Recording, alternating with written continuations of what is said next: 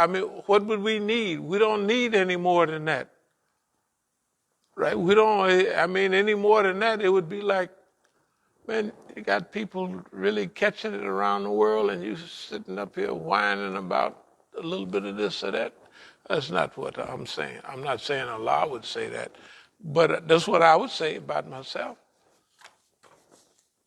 Man, you sitting up here, the people, because you could, meanness looks like meanness, historical meanness, and people will be treated a certain way, whether it's Palestine, whether it's Iranians, you know what I mean?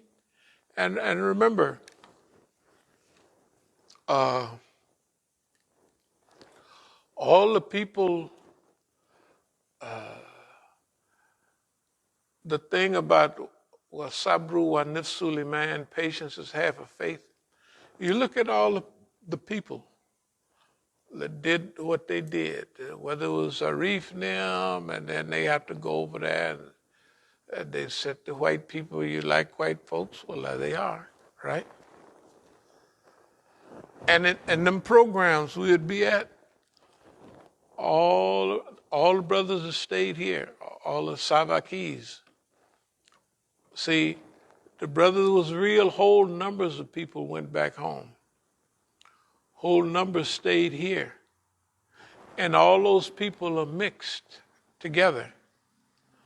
Do you know that some of the people are altering, they saying, hey man,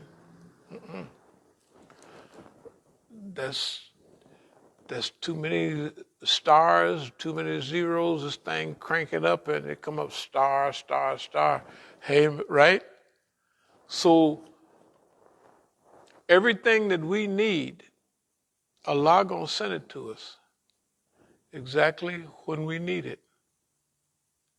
Allah gonna send it to us exactly what it is and when we need it. Let me see if there's anything else. Well, we offered our cooperation with Boss Man. We sure did. We've been offering it all along. Just like Mandela was. That's what the Mandela thing was about.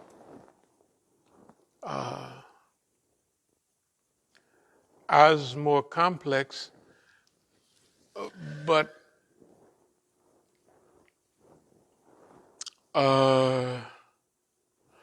they did the best they could under certain situations. But that's basically nothing. If they took too much of the land from the white folks, which we thought they should, the ANC, the PAC. You remember the PAC? One settler, one bullet. That was their motto. And they had to get rid of all of them.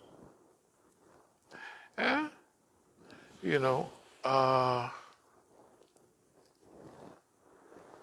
And now the white folks in South Africa, you don't see them popping up too much. All the bad stuff is managed by the Negroes and all this and that, everything, right? Yeah. So the white folks, they got their Democratic Party, and all the born frees are with them. The people who was born past apartheid, their police and their everything. The last trip I was in South Africa, I used to see that sister there. They was running a little marathon or something. And she was a police. I used to see her. She was born, she was born just before apartheid. In other words, she don't remember apartheid. Maybe she was 5 or 6 years old, And they got that whole crew. They was not born in apartheid. They grew up. All they see, everything is wrong, is niggas did it. Right? Right? They don't, you had authority to do stuff, and the white folks are just reeling them in and patting them on the back and telling them, there's a better way. And you sit around, the white folks will have it back. If they don't, they just about ready to get it back. now. Yeah, they get it back.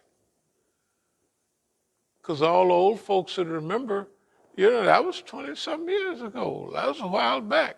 93, 94. The first election was 94, man. That was a while back. Most of the people voted and went through apartheid. A lot of them is gone. Everybody that's educated and all that now, they don't remember none of that. That's history. It's like us watching the history of slavery. And they live in the same way, but they don't remember. All they see is niggas do this, niggas do that. You see. That's why we should get busy. Okay.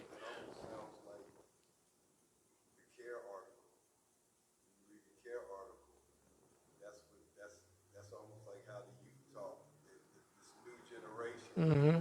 That's how they were talking about jihad and the same type of mentality.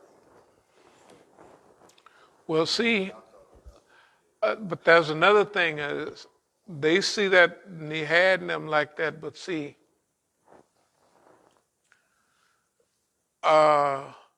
when you're younger, you're a little tougher and willing to. So the same people that they was trying to mislead, I believe they're gonna be right there with us.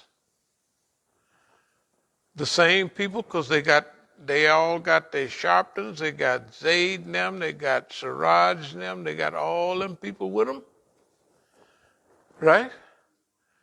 They'll be the NAACP. Yeah, or worse. They are the NAACP, right? So, anytime people come in contact with us, we're going to have a solution laid out for them. And it's not new. We've been doing this all the time, So, that's why to have patience and what have you is so wonderful. Okay, let me see.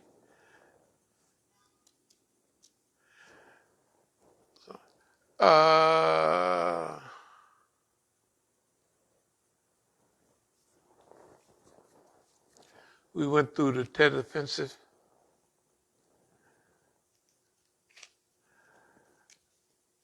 Graveyard of Empires. It seemed like the U.S. would at least read history, right? There ain't everybody's Afghanistan. I don't want to have nothing to do with it. And now Iran, you got to remember, Iran and what's the name is neighbors. The only thing about Afghanistan and Iran was that Iran was the empire, the head of the empire. Because part of Afghanistan and all of that used to be Bukhara. It used to be in the Iranian Empire. Out of the Sahicita, 4 or 5 of them, well, more than that. Yeah, 4 or 5 of them. Few of them was from Arab stock, but Imam Muslim, Sahih Muslim, Isfahani from Isfahan, right? All of those, the 6 collectors of hadith, right, that we have, Sahih Bukhari, Sahih Muslim, Abu Dawood, Tirmidhi. Tirmidhi, this is a place in, up near Iran. The 6 collectors of hadith, most of them came from the Iranian Empire. So Iran was an empire. It had all the sicknesses of an empire. Afghanistan was an appendage. It didn't have the sicknesses of the empire. That's why anybody went through there, They said, I got a weird feeling. Let's keep going. That's what Alexander said. That's why they left the Buddhas, all them big Buddhas, them things was there when Alexander and them came through. Them things is old. And then the dumb Taliban blew them up. Them bad, and they, hey, okay, anyway. Everybody came through there. You got to remember the British at their baddest in 1854 at Khyber Pass, the Afghanis whooped their behind. All you got to do is mention Khyber Pass and everybody British started running. That was at the height of the British Empire. Now look what happened to Boss Man. He been to Afghanistan 2-3 times, and look what he done got whooped. The Russians say, hey man, I'm gone. Fine. Here come Boss Man. I teach him a lesson. First 3 days, he's just doing fine. They've destroyed our countries. We have to rebuild. They destroyed Iraq. They destroyed Libya, right? And each place they destroyed was rolling. Libya was nice. Iraq, they printed books in Egypt, and they read them in Iraq. You know, that's what they used to say, yeah. Okay, but anyway, the Persian Empire and Uthmaniyya. Everybody is sitting right there, and if you want to take Pakistan as a remnant of the Eastern end, you know what I mean, the Mughal Empire and all of that. And if you want to take Turkey, right, as the Ottoman Caliphate, and you want to take Iran as Persia, those are the three empires that they mention in history. Those people are right there resettling. They're actually resettling. And our people are not accepting colonialism like they was. This go round, look, Iran has been here for over 40 years and they haven't had a day's rest. And they've been building all the time. And you give them another few years, they'll be right up on the West. They have right now to where you can't do nothing to them without getting hurt yourself. You see what I mean? You can't jump on them and say, yeah, we're going to jump on you, and that's it. You can't do that now. And they don't know what Iran has. They don't know whether they really have atomic, what's the name or not. It wouldn't make no difference. They got so many. Anyway, I was going to mention what I call this Titanicism. You know, the Titanic, unsinkable Titanicism. You know, Titanicism.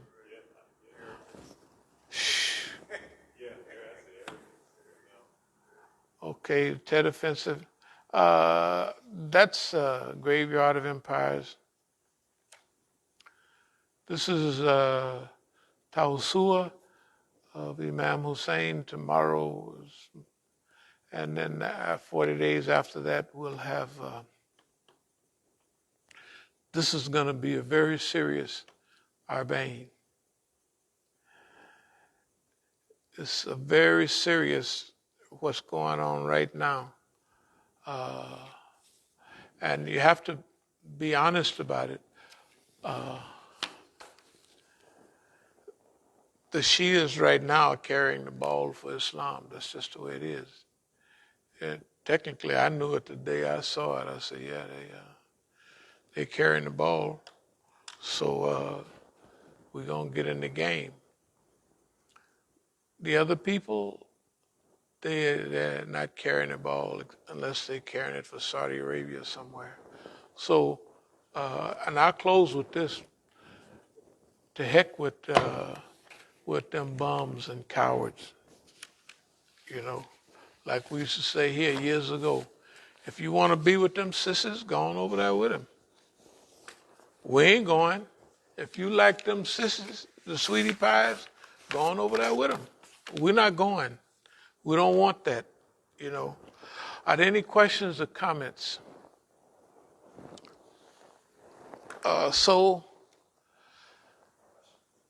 Tomorrow, after 40 days, about 40 days, because Ashura maybe it's tomorrow, something like that. And then 40 days after that, all the period between, this is a great period we're living in. And in 5 or 10 days, these are those periods like in the 60s, things happen so fast. It was one of those periods going up. When it started going down, it did the same thing. But we're going up right now. Everything is coming